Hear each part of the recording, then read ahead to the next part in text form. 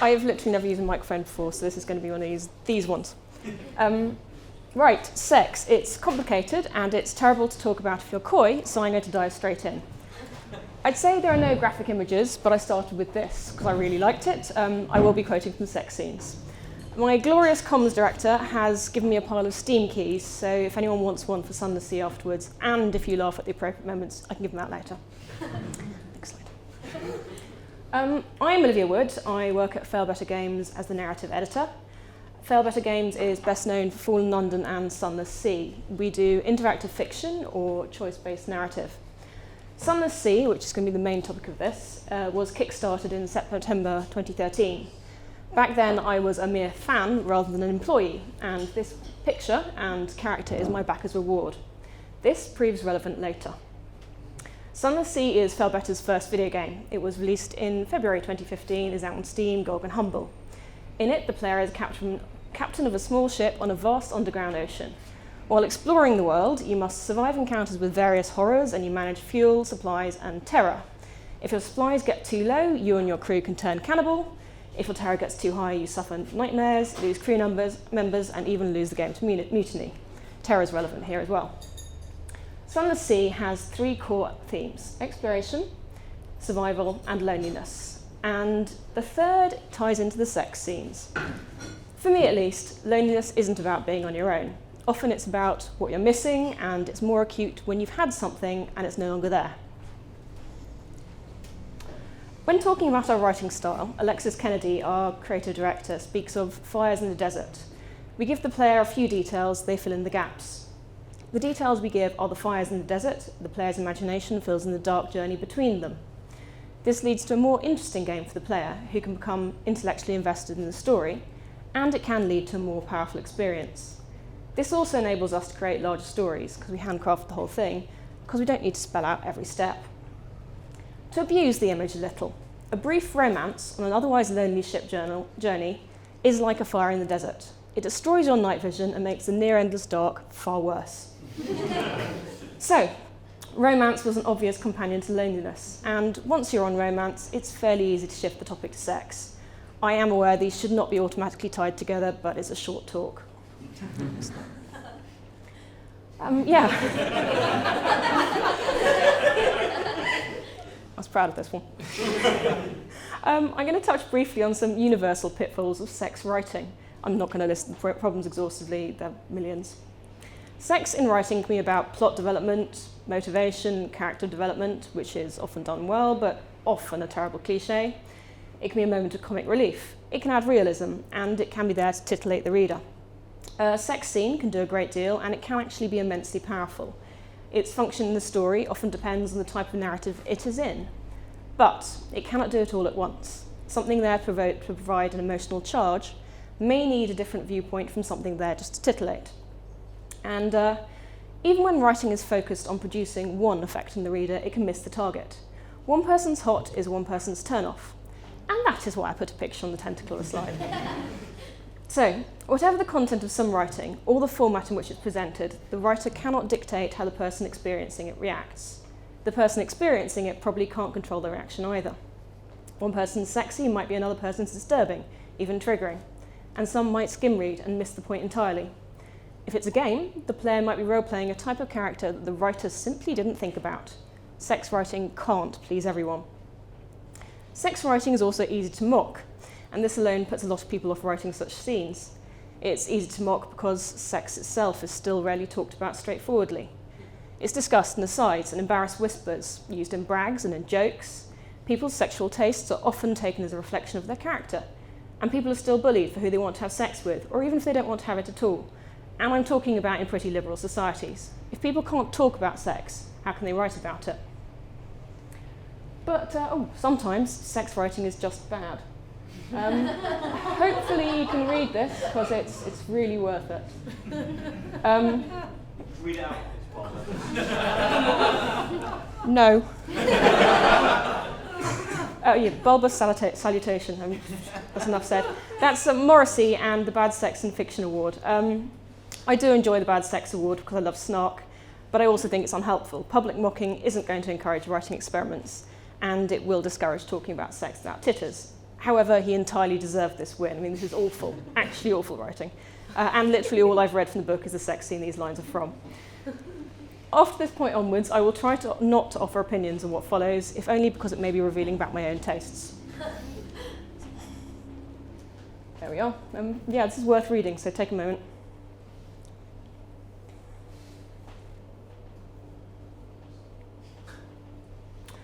So, this paragraph is to illustrate a trap. I was editing the book this was in. It's normal genre fiction, not self-published, just in case you're wondering. And it was still fairly early on in my editing career. I was desperate to get everything perfect, and I had a mental block about a grammar question. So I rang my mother.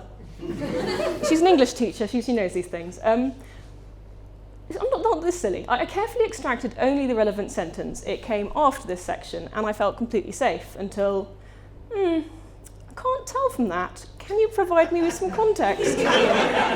So I'm on the phone to my mother, who is 70, and going, well, until he judges the prince ready.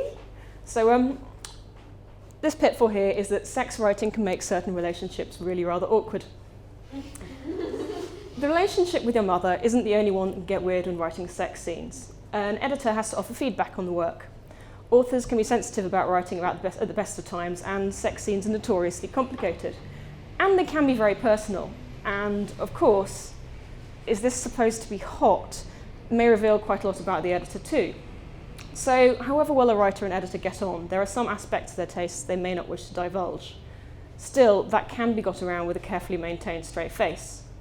What is more complicated is the relationship with players and readers. Once the writing is with them, there's nothing you can do. For example, an author I admire wrote some modern versions of well-known fairy stories. They featured a lot of sex.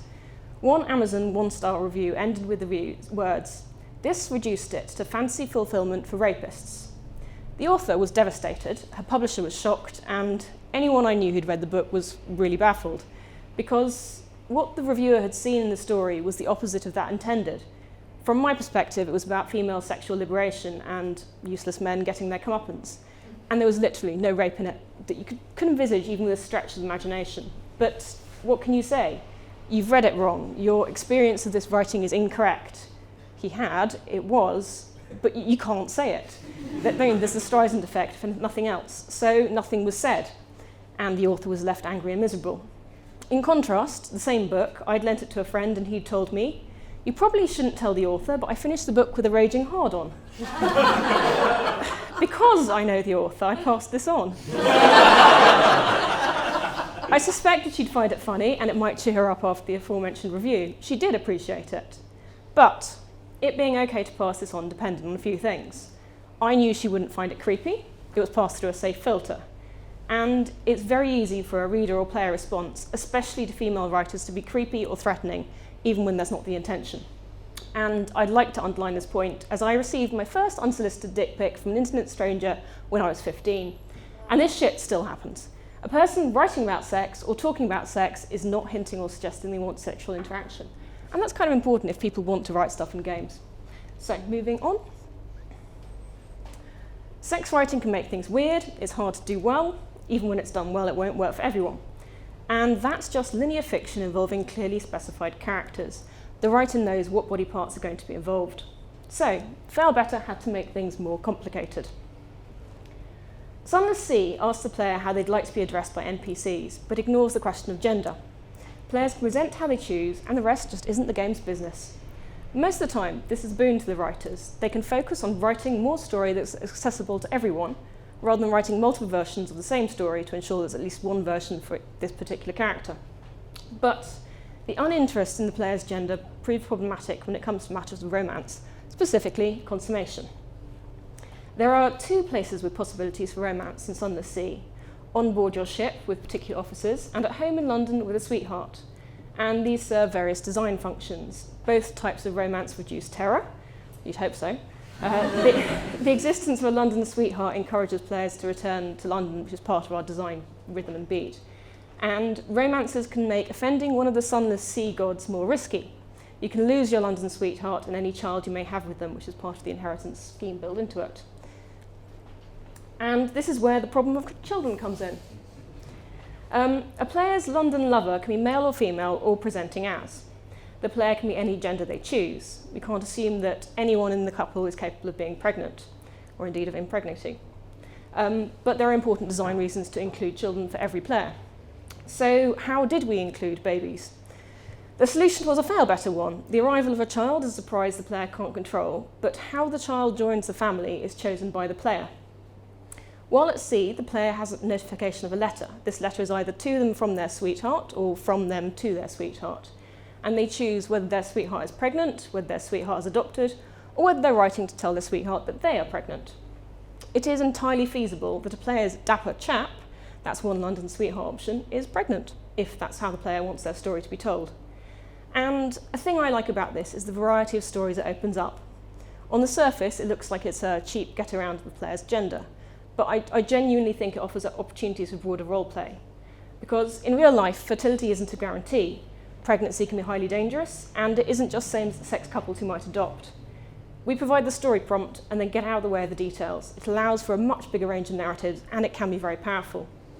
But it also means that if someone just doesn't give a shit about their child in game, they don't really have an emotional burden forced upon them. It's up to them. So, Bumping Uglies. Jake suggested this title. He just didn't realise this is what he was suggesting it for. There are various design decisions involved in the mechanics of Sex and Sunless Sea. It lowers terror because if it was too but if it was too readily available, it would unbalance a core mechanic. We want to make sure that the romances are fleshed out, but not too much. They're not the point of the game, and we don't want to make the London-based sweetheart unimportant. We wanted to avoid the traditional give gift, get laid model, not so much because that's a terrible simplification of romance, or again, I hope it is, but often because sex in such models is the climax of that relationship. Any story that follows often feels like an afterthought. We wanted stories that could be ongoing, as good romance should be, but we didn't want to have to write hundreds and hundreds of different flirtatious encounters. So, after that build-up, it's the sex scenes of Sunless Sea. There is no insert A into slot B graphic detail in the scenes, but it's abundantly clear that sex happens. And it's not with all the officers, but many. Now, I mentioned earlier that sex scenes could make certain relationships a little bit weird. It's still the case here. Some of the sex is with Kickstarter backers. Maybe daughter for one. Obviously, the officer isn't actually the backer, it's just their image. But I'm a Kickstarter backer. I am the Cladriere. I know that even though the game is just using my image, and even though the Kickstarter explicitly stated that it's just based on the photo I sent in, I am the Cladriere. Will you get to have sex with me? I don't actually know. Originally, I'd hoped so, as a good number of my friends play Sunless Sea, and it would delight me to raise it at awkward moments. But then I remembered about my jiu-jitsu instructor, who plays the game with his daughter, who I also know, and I started to have mixed feelings. A very unexpected pitfall of a Kickstarted game with sex scenes is that your friend's children might romance you. But that's not really a writing issue, so I'll move on. The challenge that the writer faced was a difficult one. How do you convey sex when you can't talk about body parts? When you can't assume anything about one of the participants beyond their status as captain and willingness to partake? How do you make the sex be about more than just player reward? How do you give it a narrative value while at the same time limiting its availability? And how do you do this multiple times with enough variety that each tryst feels significant, meaningful, and even sometimes hot? This is the Rubbery Outcast. If you can read it, do, because it's something.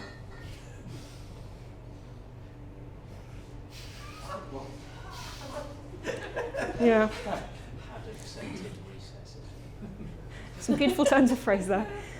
Alexis' solution to the various Sunless Sea writing challenges was to develop the theme of an illicit liaison. Each romanceable officer has a favourite location in the ship, one that's character appropriate. Maybe's daughter on the previous slide likes to make out in a gun barrel, they're big guns. The outcast here likes the pantry. And by focusing on the character and nature of the officer you're involved with, rather than the act of sex, there's automatically a drive for variety.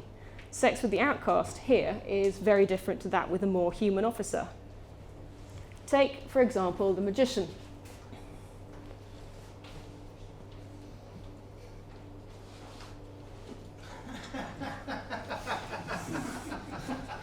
Not only is the sex less oozy, but it changes depending on his character, which in turn depends on how you progressed his character quest.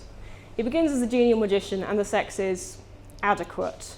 It's possible for him to be satisfied, and here I'm speaking in his character quest, and this enables him to focus more clearly on the task at hand, you.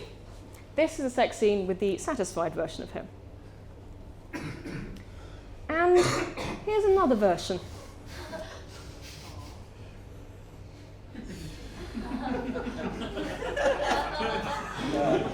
It's possible for the magician to be taken over by a finger king from the land behind mirrors. The finger king is kind of a bit like a snake, but that's just a very rough approximation. And that impacts on the sex. So when I said more human than the outcast, I still didn't mean entirely human, because this is Sunless Sea. Our players seem to think the sex scenes are fairly successful, and to distill what we did into points, we established a theme, in our case, that it must be secret and in a character-appropriate location. We made the sex meaningful by making it about the character involved. This also means there's something to focus on other than body parts, so it helps get around the issue of the mystery of the player's gender. We leave plenty of room for the player's imagination. You don't need a fade to black, but only give the player enough to get started. This is also useful in making rereading bearable, even enjoyable. But once you have a pattern, we do break it, because sometimes our officers change, so they're no longer into the player.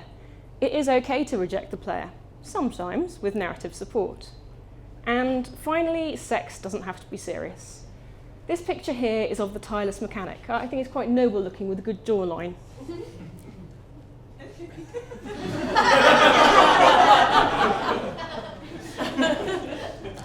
Afterwards, he whispers, "Full steam ahead," and then can't stop giggling. You'd be quite entitled to push him out of bed. This is a quote from an incident with the tireless mechanic. It is not revealed whether you do, in fact, shove him out of bed. But if any of you feel tempted to test such a line in real life, I'd issue a warning. When tweeting my preparation for this talk, I was sent this. An ex told me of a man who said 3, 2, 1, lift off as he came. I'm fairly certain the phrase wasn't being suggested as an aphrodisiac. And despite that last bit of snark, if there's any one point I'd like you to take from this, it is, if we could talk more sensibly about sex, and we're less embarrassed about it, we'd probably have better sex, and we'd definitely get better sex writing. And that's surely an all-round good thing. Thank you.